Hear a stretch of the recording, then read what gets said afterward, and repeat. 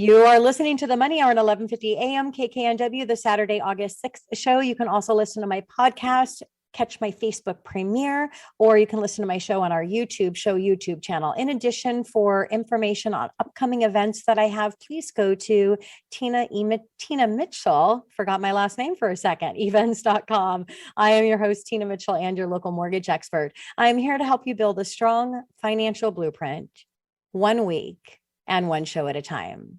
If you are listening to my show at a different time or day, you are listening to a rebroadcast. I am here to answer any questions or connect you with the guests that I have on the show today. Please call the show at 1-855-400-1150. Again, that's 1-855-400-1150 or online at themoneyhour.com. And now in studio, Shelly Valentine, a Valentine home sales team at Keller Williams Realty. How to throw a party for your A+ peeps on a budget right here on 1150 a.m. KKNW. I'm really excited for this title. When I invite guests in, because I feel that they're going to be of great value to my listeners, I let you come up with your own title for the show and what you're going to be talking about. And I was really excited to see this as a real estate expert, to bring in your expertise in your career before real estate in marketing. So I'm excited to share this with my listeners because no matter what we're talking about, whether it's business or life, we need to understand how to market everything that we have to offer. Right, Shelly? Absolutely. 100%. Yeah. So Shelly, what are some of the benefits of having an event for your A+ peeps? Well, it is an excellent way to stay top of mind with your clients or potential clients. You can invite either. It's wonderful. Yeah. And I always say, for me, it took me quite a few years in my 27-year mortgage career to realize what my magic sauce is. And it is events, because I can invite somebody over to my house for dinner, or I can invite them to my dinner party.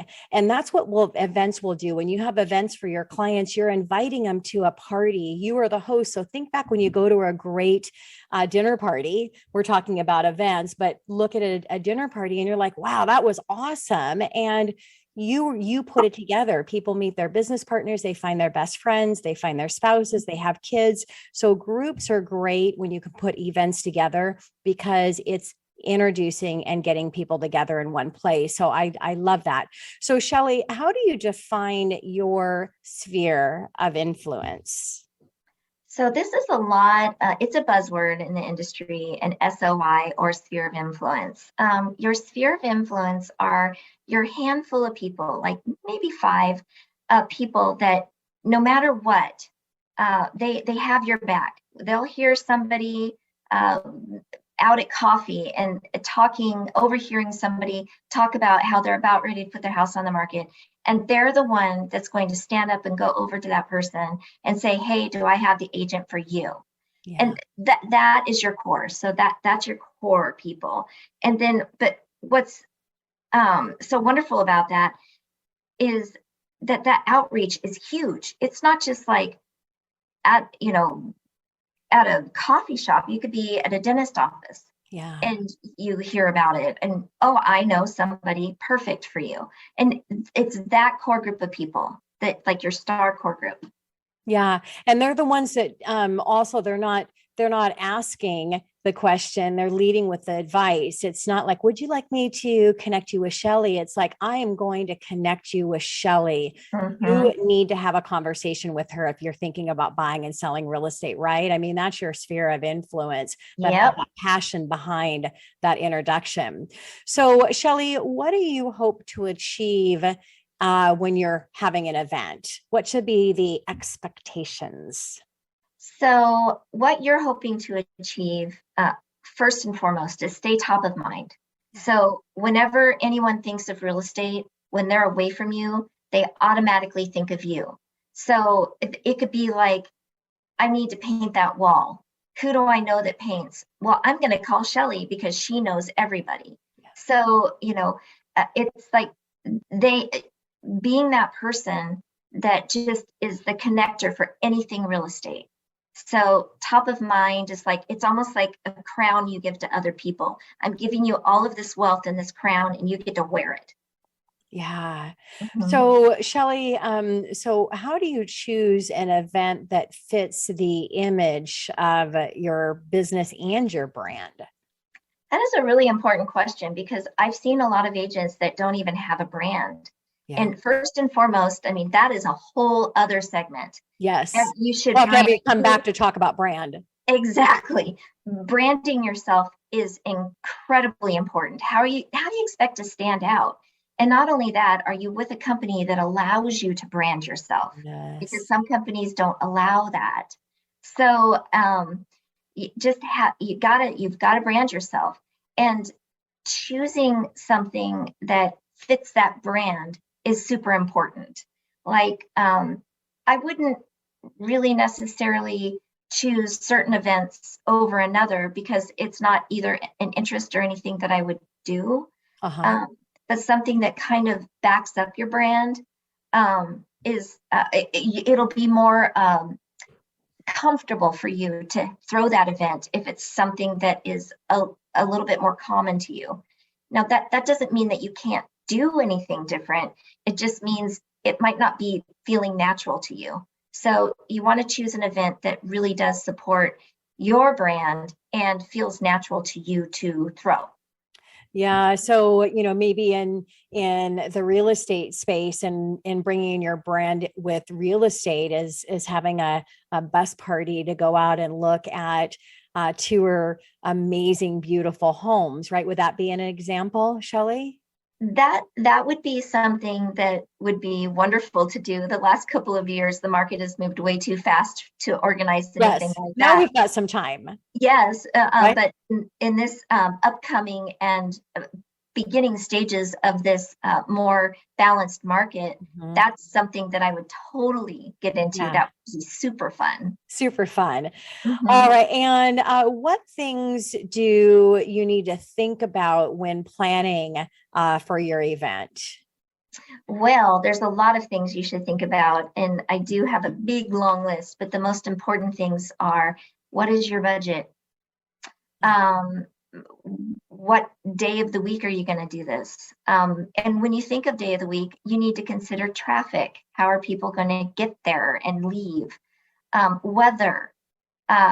Is weather a factor? Say you're doing an event at like a baseball game, and it's early spring or spring training or anything like that, and it's outside. What are you going to do with the food?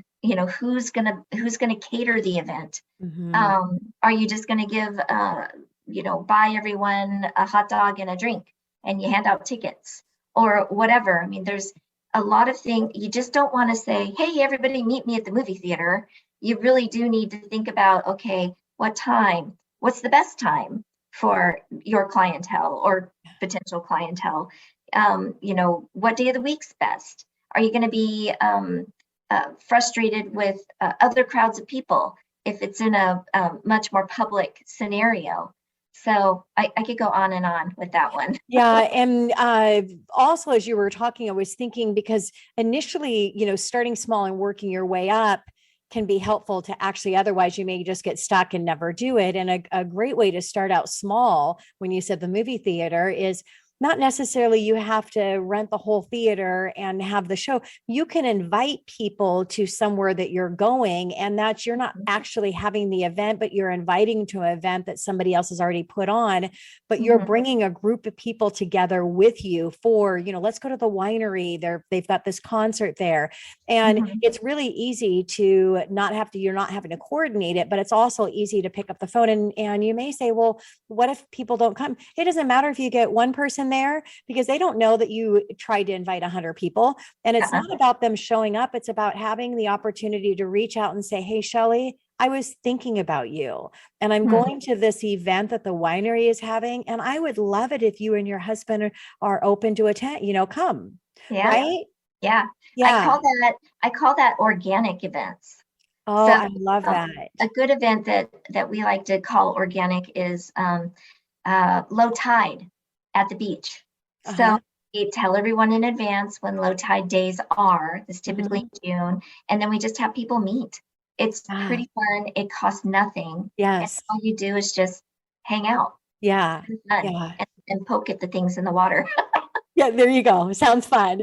So how do you decide who to invite to your event?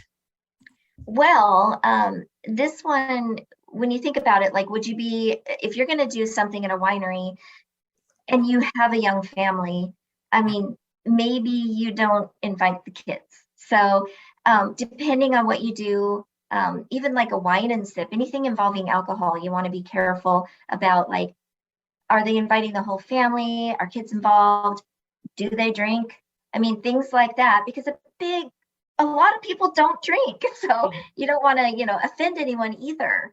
So yeah, just know your people that you're going to be inviting enough to invite them to an event that might be a little edgy. Yeah, that's great advice. And you can have that combination of, the play date event versus the couples cooking class event, right? Or just the Yep. girls, we're just going to do a girl thing.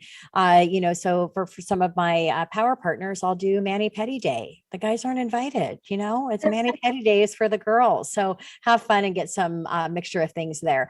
So how do you promote your event, Shelly? So one of my favorite things to keep in mind is I call it the 33 touch program. So you take a year and you want to touch the people, your clients, past clients, or future clients that you think are going to be clients, 33 times a year.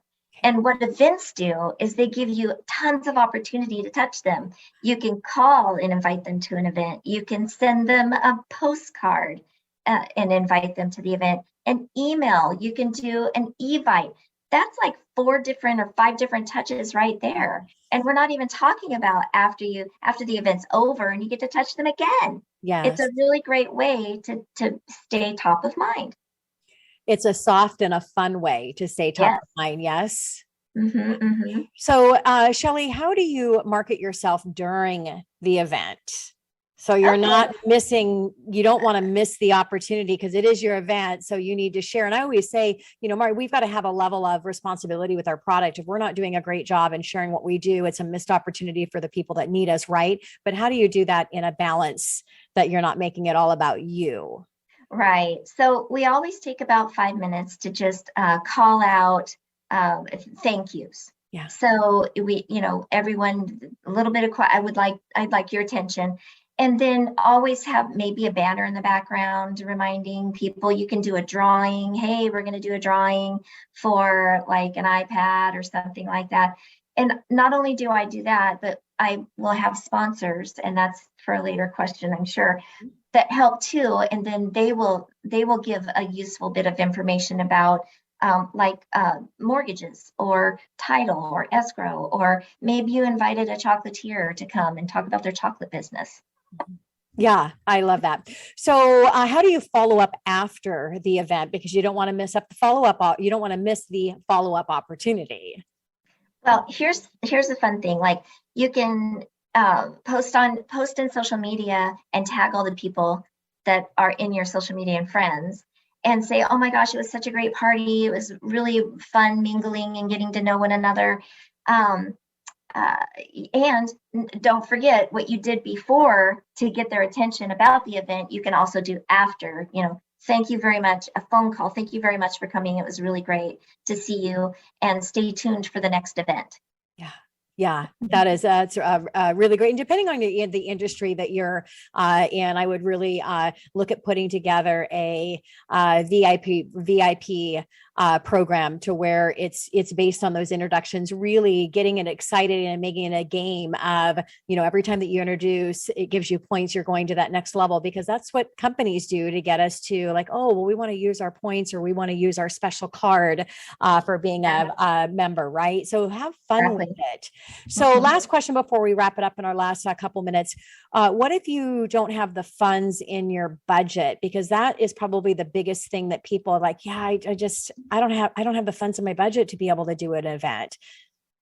Well, it's scalable. It is. First, set what your budget amount is and stay within it, or try to stay within it, or simply go back to an organic event that costs you nothing except, hey, low tide event is coming on these days. We're going to be there from noon till 2. Come and enjoy a hot dog on me. And then you bring a bunch of hot dogs in a cooler or something. Yes. Yeah. Because the reality is you have to find in your budget to have events. You have to bring people together, make those connections, be the host of the party. And because people don't want to be left out of the cool kids club. And so put those things together, you're going to stand out. You're going to be able to make meaningful connections for them with each other, which is powerful. And as Shelly shared, there's a lot of ways to be able to do it at low money, or bring in some sponsors and have them pay for it all. So Shelly, thank you so much for coming into studio. It was a pleasure having a conversation with you, and I look forward to having you back. Oh, you're welcome, Tina. I look forward to coming back. It was a pleasure.